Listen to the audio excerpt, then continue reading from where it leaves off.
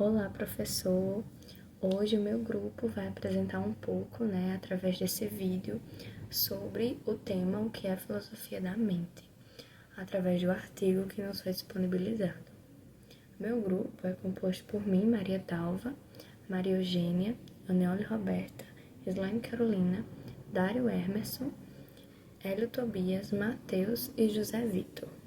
Então, através do estudo, desse artigo, a gente compreendeu que a filosofia da mente é um campo da filosofia que busca responder questões fundamentais, como o que é a mente, os fenômenos da mente e qual é a relação entre mente e cérebro. Então, com isso, ao longo da história, a mente foi relatada, foi retratada como uma alma ou um espírito, ou seja, é algo imaterial, invisível e até mesmo considerado como imortal. O autor, João Fernandes Teixeira, destaca que, apesar dos avanços da psicologia e da neurociência, ainda não existe um conceito específico sobre o que é a mente. Então, mesmo ao observar o cérebro fisicamente, foi observado terminações nervosas, não pensamentos ou sentimentos e emoções. Então, com isso, a filosofia da mente, ela surge como uma tentativa de compreender aquilo que a ciência não consegue explicar completamente. Por exemplo, a ciência enxerga ali as terminações nervosas, os nervos, tudo aquilo, mas não enxerga os sentimentos, as emoções, a ciência não consegue explicar completamente. Então, por isso que surge a filosofia da mente, para tentar explicar isso. Agora eu vou falar sobre a natureza dos fenômenos mentais. Segundo o texto, os fenômenos mentais possuem características muito específicas. Eles são invisíveis, subjetivos e inacessíveis à observação externa. Diferente de fenômenos físicos, como a febre, que pode ser medida com um termômetro, sentimentos como dor, tristeza ou alegria só podem ser conhecidos por quem os sente. Além disso, os fenômenos mentais eles não podem ser medidos quantitativamente, pois não faz sentido eu dizer que uma pessoa ela sente mais alegria que outra, pois a minha alegria ela é diferente da alegria de outra pessoa. E essa subjetividade levou muitos filósofos a acreditarem que a mente seria algo separado do corpo. Porém, o autor chama a atenção para o fato de que substâncias físicas, como os medicamentos, afetam diretamente os nossos estados mentais. E isso mostra que a mente e o cérebro, apesar de distintos, eles estão profundamente interligados.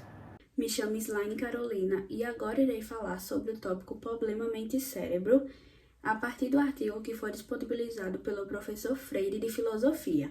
Esse artigo ele tem o título O que é Filosofia da Mente, pelo autor João de Fernandes Teixeira. É possível observar nesse artigo, ele aborda alguns temas principais, e um deles é esse problema mente e cérebro. A partir desse problema, surgem questionamentos em relação entre os fenômenos mentais e o cérebro físico. Porém, esse problema é recorrente em toda a história da filosofia e ainda assim ganha destaque a partir do pensamento moderno. Então, a partir disso, existem duas posições que tentam explicar esse problema, a partir dos conceitos do dualismo e do monismo. Por exemplo, no dualismo, que foi definido por René Descartes, ele afirma que o corpo e a mente são distintas. Ele quis dizer que há propriedades diferentes.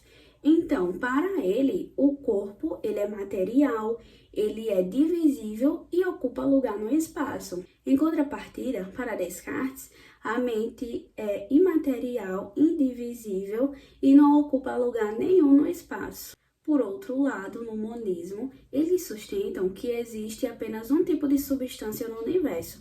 Então, a forma mais comum no monismo é o materialismo, porque eles defendem que tudo que existe é material. Inclusive, eles englobam os fenômenos mentais. Então, a mente e o cérebro seriam, no fundo, a mesma coisa. No entanto, o autor João ele destaca que as duas posições enfrentam dificuldades. Como, por exemplo, no dualismo, eles possuem dificuldades de explicar coisas imateriais, como a mente, que podem influenciar o corpo físico.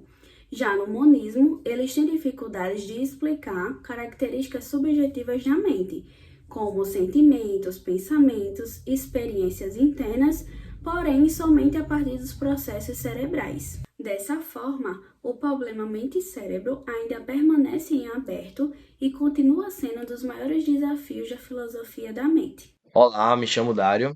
Vou falar um pouco sobre o materialismo e as suas dificuldades. Com os avanços da neurociência, né, no século XX, o materialismo ele passou a ganhar mais força. Muitos filósofos passaram a defender que os estados mentais eles são idênticos aos estados cerebrais, que aí deu-se origem a uma nova teoria chamada teoria da identidade. Um exemplo utilizado pelo autor foi a comparação entre mente e cérebro, com a relação entre água e H2O. E ele disse que assim como a água ela parece algo diferente da sua composição química, os estados mentais eles poderiam também parecer algo diferente dos estados cerebrais, mas que no fundo eles seriam a mesma coisa. Contudo, o João Fernandes Teixeira, ele apontou várias dificuldades para essa posição. Ele disse que os estados cerebrais possuíam propriedades físicas, eles são úmidos, ocupam espaço e envolvem pulsos elétricos e reações químicas. Já os estados mentais, eles não possuem essas propriedades. Não faz sentido dizer, por exemplo, que um pensamento é úmido ou que uma emoção, por exemplo, ela está localizada a alguns centímetros de determinada região do cérebro.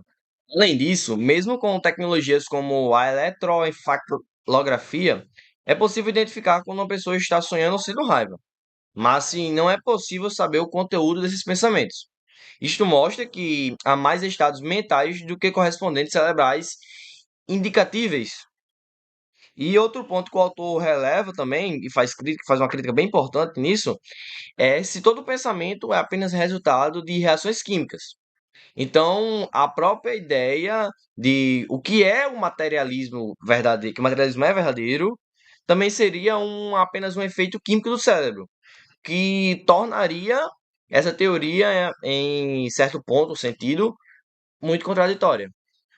Bom, máquina, Turing e funcionalismo. Vamos falar um pouco sobre isso. Tem discussão sobre uma máquina poder pensar, uma máquina poder ter livre, espontânea arbítrio, poder ter o próprio pensamento, consciência, enfim. Um cara chamado Alan Turing criou um teste chamado teste de Turing. Basicamente, esse teste ele vai propor, né, uma máquina ser colocada a isso mesmo, de ter pensamento, ter, ter comportamento que é indistinguível de um ser humano. E essa ideia influenciou muito o funcionalismo. Por quê? Porque ela defende que o pensamento não depende do material no qual o sistema é feito, mas das funções que ela desempenha. Por quê?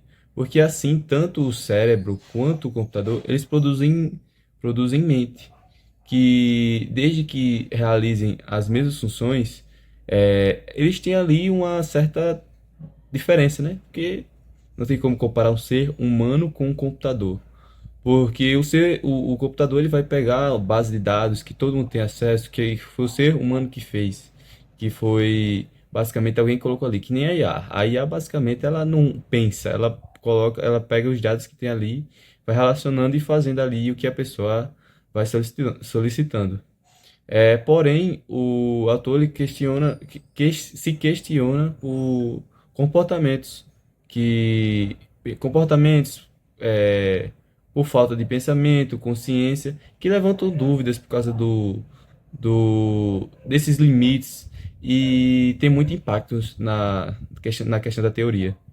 O texto, além de pensamento, discute sobre consciência, um dos aspectos mais difíceis de serem explicados pela filosofia da mente. Ter consciência é saber o que se está fazendo, ter experiências subjetivas e conseguir compreender o próprio estado mental. O autor ele questiona se uma máquina, além de ter pensamento, ela consegue ter consciência do que está fazendo, como um computador que consegue executar tarefas complexas, como jogar uma partida de xadrez ou responder perguntas. Mas isso não significa que ele tem consciência do que ele está fazendo. Assim, o texto ele deixa como exemplo que máquinas elas conseguem imitar perfeitamente o padrão comportamental humano, mas isso não significa nem que elas têm pensamento ou consciência. E dessa mesma forma, como um aparelho de som que consegue reproduzir a música perfeitamente, mas isso não significa que ele conseguiria tocar o piano. Então, o autor ele destaca que, por mais que essas máquinas elas consigam imitar o padrão comportamental humano, isso não é o suficiente para caracterizar como consciência, já que a consciência, por sua vez, ela envolve intenção, as experiências subjetivas e a compreensão. Coisas que hoje em dia não se sabem como serem reproduzidas artificialmente. Então, por causa disso, a consciência ela ainda é um problema, tanto para a filosofia quanto para a própria inteligência artificial. Olá, eu sou a Neole e agora eu vou falar sobre o conceito de identidade pessoal. A questão da identidade pessoal busca responder o que faz com que uma pessoa continue sendo ela mesma ao longo do tempo. O autor utiliza vários exemplos e experimentos mentais que mostram o quanto essa questão ela é complexa. Uma das teorias mais conhecidas é a de John Locke, que afirma que a identidade pessoal ela está ligada à memória. Segundo a teoria de John Locke, nós somos as mesmas pessoas porque conseguimos nos lembrar de experiências passadas e organizar elas em uma história contínua. No entanto, essa teoria ela enfrenta várias críticas, como o de amnésia, por exemplo, mostram que uma pessoa ela pode perder todas as suas memórias e mesmo assim continuar sendo reconhecida como a mesma pessoa. Além disso, todos nós esquecemos partes do nosso passado. E isso não quer dizer que nós deixamos de ser quem nós realmente somos. O autor ele também utiliza a questão do transplante de cérebro para aprofundar o problema. Se o cérebro de uma pessoa fosse transplantado para o corpo de outra, quem seria essa pessoa após a cirurgia? A identidade dela estaria no corpo, no cérebro ou na mente?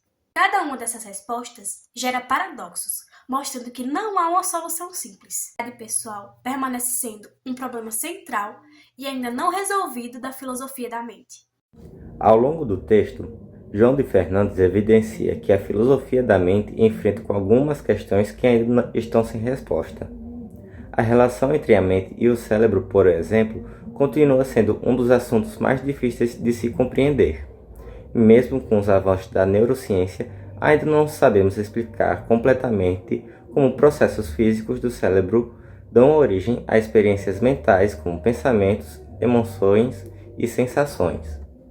Diante disso, o autor destaca que o valor da filosofia na mente não está em oferecer respostas prontas, mas sim em aumentar a nossa capacidade de reflexão e seus assuntos que estão relacionados.